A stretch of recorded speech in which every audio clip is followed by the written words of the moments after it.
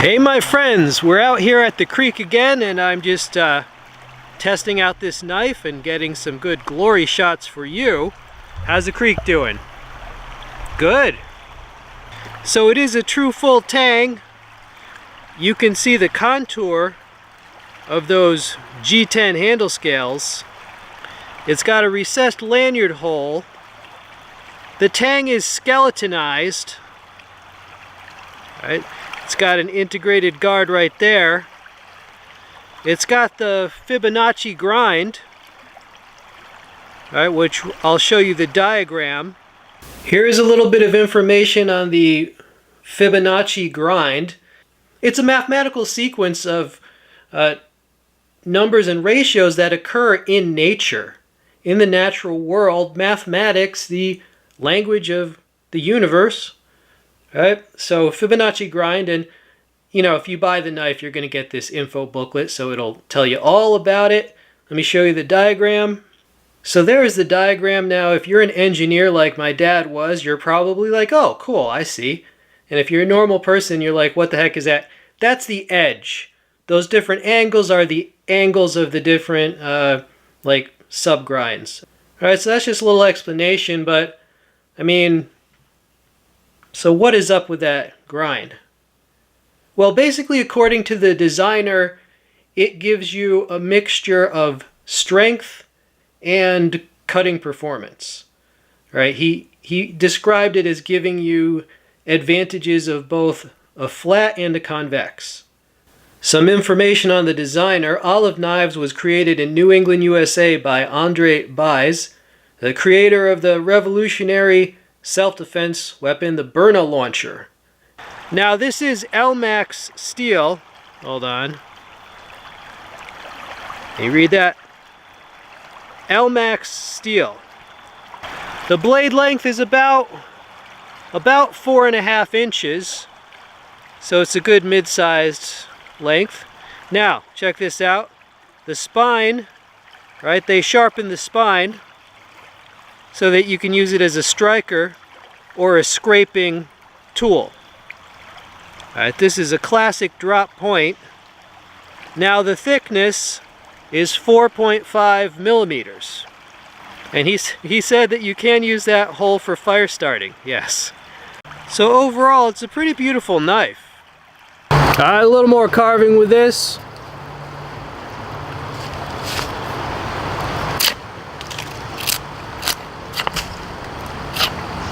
Debark that. This side.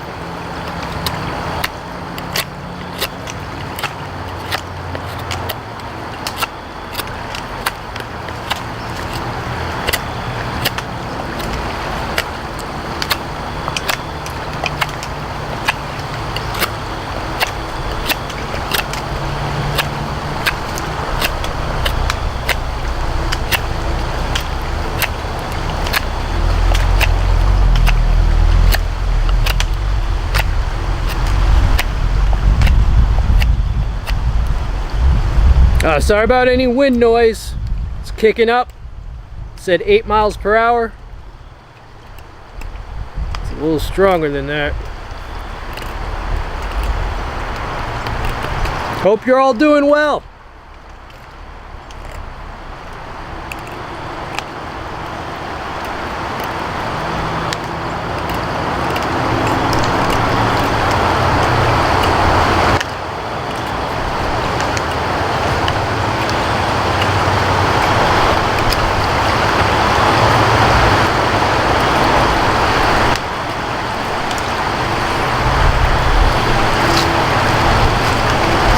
There you go. So another vampire steak, tent steak, whatever you want to call it. So here I'm making a notch stick. A notch stick is just a stick with a row of notches that bushcrafters use just to practice notching.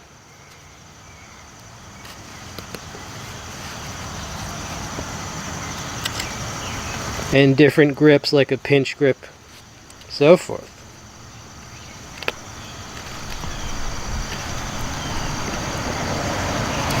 So how does this dig into wood? It digs in more like a convex grind digs in.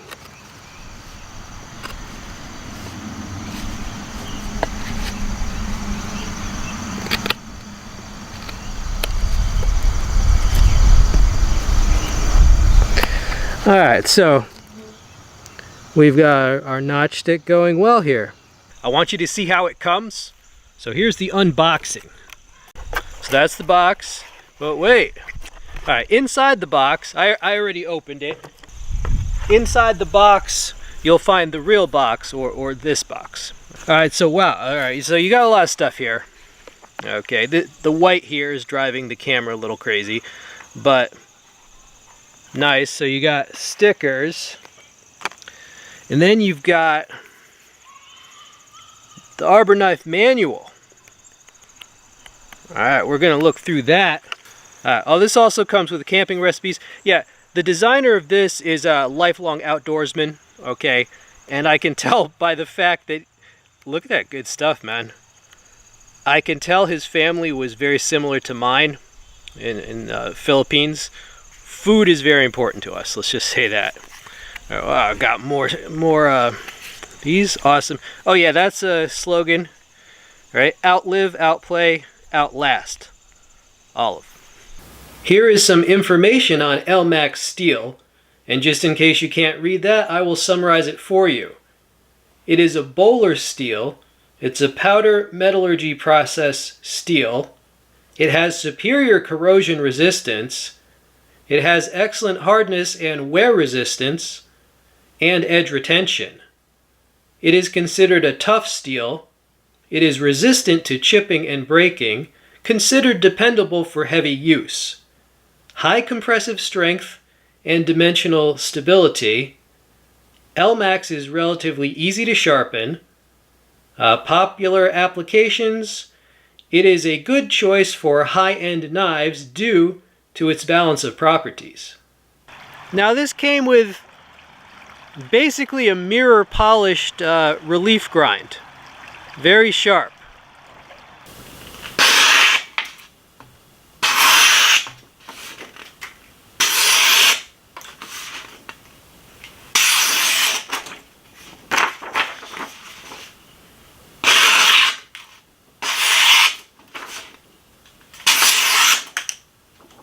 Alright, so you saw that. What else can we cut? Well, I got some, this is twine. Jute or juti, it is called.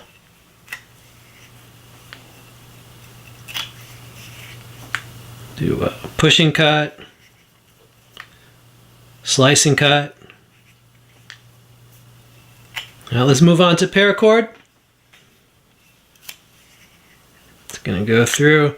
You know, for time purposes, let's just get several at once. Gotta be careful, this is very sharp. So there you go, that was a paracord. I have here a plastic binding that you get with shipments of tiles and just other types of shipment will have this on it. Should you cut plastic with a knife? I don't know, dude. Oh, sorry for bumping you, but there you go. This is listed as plastic or PVC rope.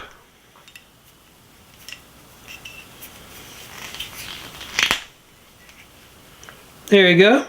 I'm definitely glad to be testing out this knife. I mean, this is a lot of thought went into this knife.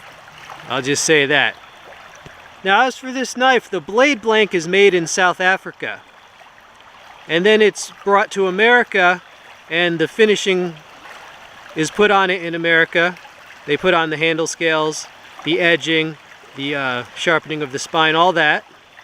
Alright, so you've got overall length, blade length, the handle thickness, ambidextrous sheath, G10, handle scale. The steel is LMAX. You see the hardness there, the weight. Alright, so that is your data sheet. Now YouTube, this is a Byrna launcher. It's a less lethal self-defense option that fires a 68 caliber projectile. And the Byrnas are selling really well because Amazon has a little counter of how many they sell each month. Yeah, those things are going good. Oh, by the way, I do review air guns as well. If he sends me one, I will shoot stuff with a Byrna. Now, it's been a while since I've reviewed an air gun, but I'm still very into air guns. Those are some of my air rifles. Yes, this is the gear room. So I will be doing some more air gun videos soon. Here is an overview of the sheath. It has eyelets right there. It has a drainage hole there. It's got a belt loop like that. You can unscrew this and mount it how you wish. It holds it securely. There's no noise. It does not rattle. And you know, it's molded Kydex. Has a place where you can push off of to free the blade. Heavy duty nylon strap. It's like a seat belt simulator. There you go. Pushing cuts. Slicing cut.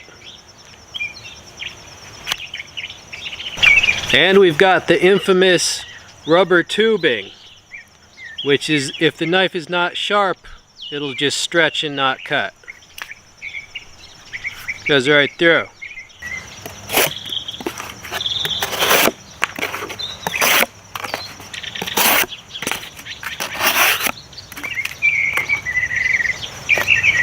Sometimes considered knife abuse, because people use a utility knife, usually.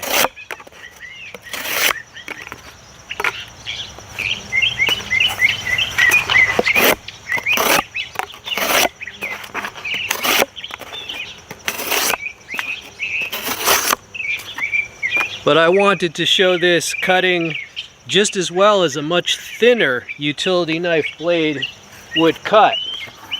Feel me?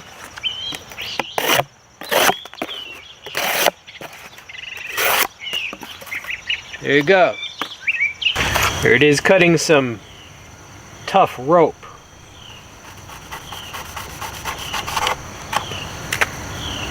Went right through.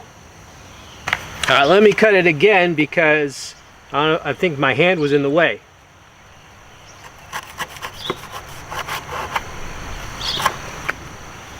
There you go.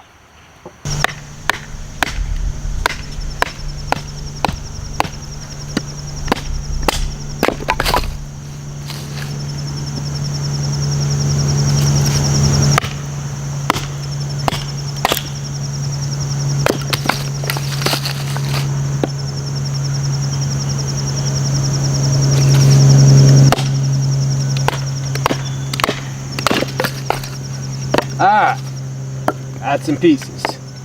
Now, normally, you know, should you baton with this knife? Well, you can, but I mean, I wouldn't go crazy with that. I usually use a much longer knife and a knife that's more broad for splitting.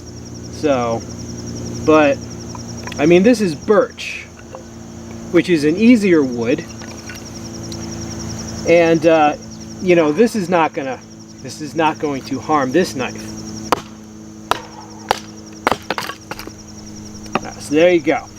Alright, YouTube, so for safety purposes, my fire setup is literally like on the water.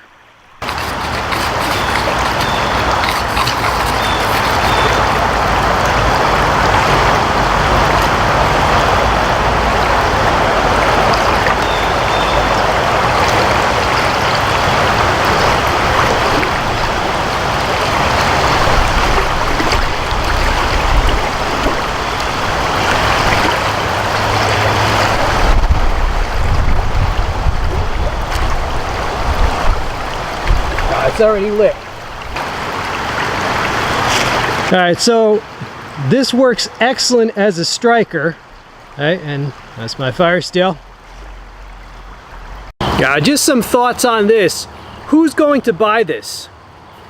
I feel like nobody is going to just look at a picture and just say, oh, maybe I'll just spend $400. People who buy this are going to be people who research it, who know who the designer is, right? And who have done their homework, right? This is not an impulse buy. This is not that type of knife. 100% of the people who buy this are going to be the people who've done their research and done their homework. All right, so that's why videos like this, before I even picked up this knife, right, before I cut anything, I watched a 30-minute interview with the designer of this, all right, and then I watched numerous reviews, all right, to try to figure out, okay, you know, why is this the price that it is? After watching all the reviews and the interview, I had a lot more confidence in the knife, all right, because, well, if you don't know where this came from and what's up with it, you might think of it as a gimmick, but you just got to do your research and do your homework. So should you buy this knife? Well, you have to answer a few questions for me first. Number one, are you on a really tight budget? If you're on a really tight budget, then no. Because it doesn't matter if it's the greatest knife in the world. If it's not in the budget, it's not in the budget, okay? So that's the first question you have to answer if you're on a tight budget. What is your philosophy of gear? Do you believe in the buy once, cry once philosophy, which basically spend a lot of money to get something that's worth it, and then just use that and you're done, right? Should you buy this instead of the budget options? It's a false question, because most of you, if you've been with me for the last 15 years, you already have the budget options. You already have the good budget options. You probably have 15 or 20 of them. So the question is, should you buy this in addition to what you already have, or as kind of like, you know, that final tier, so to speak? Well, that's up to you, but it's a good candidate for that, definitely. All right, my friends, well, I hope you enjoyed this review. I certainly enjoyed testing this knife, and it's going to go into my collection, my rotation. All right, so leave a comment, tell me how you're doing. Hope you enjoyed the video. This has been We All Juggle Knives. I'm out.